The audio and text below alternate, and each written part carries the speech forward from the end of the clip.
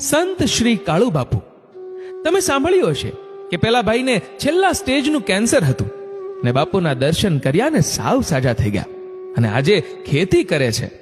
કે એવું પણ સાંભળ્યું હશે કે પેલા ભાઈને ડોક્ટરોએ જવાબ આપી દીધો હતો કે હવે આમને ઘરે લઈ જાઓ ને થાય એટલી છેલ્લી સેવા કરી લો. આમનું બચવું મુશ્કેલ છે, પણ એ બાપુના દર્શન માત્રથી ચાલવા લાગ્યા.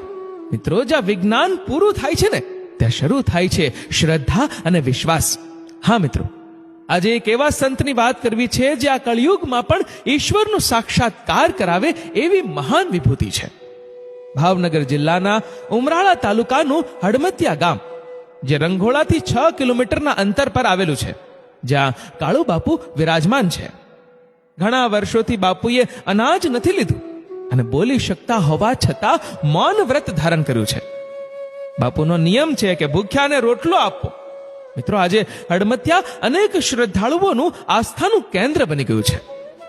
પૂજ્ય બાપુએ સત્તાધારના પાડા પીરની ઘણા વર્ષો સુધી સેવા પણ કરેલી અને રૂપાવટી શામળા બાપુની પ્રેરણાથી ઘણા વર્ષો પહેલા હડમતિયા મુનિ બાપુના આશ્રમ ખાતે બાપુ પધાર્યા અને એ પછી બાપુએ ક્યારેય પણ આશ્રમના દરવાજા બહાર પગ પણ નથી મૂક્યો અને સતત રામ નામનો જાપ જપે છે.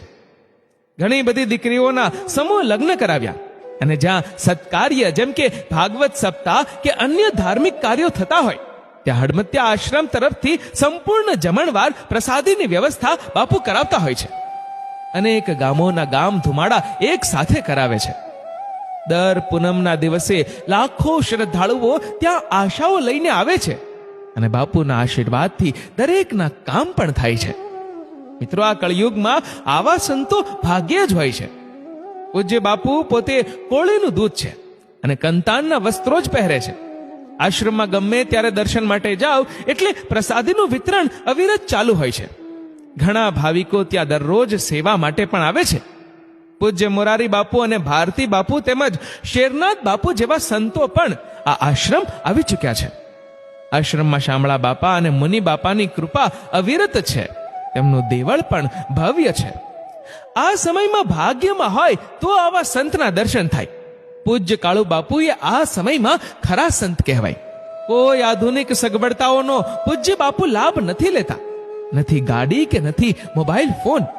આશ્રમ બહાર નીકળતા પણ નથી કે નથી કોઈ ધનિક સેવકો. બસ શામળા બાપા અને રામ નામના સહારે બાપુ હાલ જગતનું કલ્યાણ કરે છે. જય હો આવા સંતની.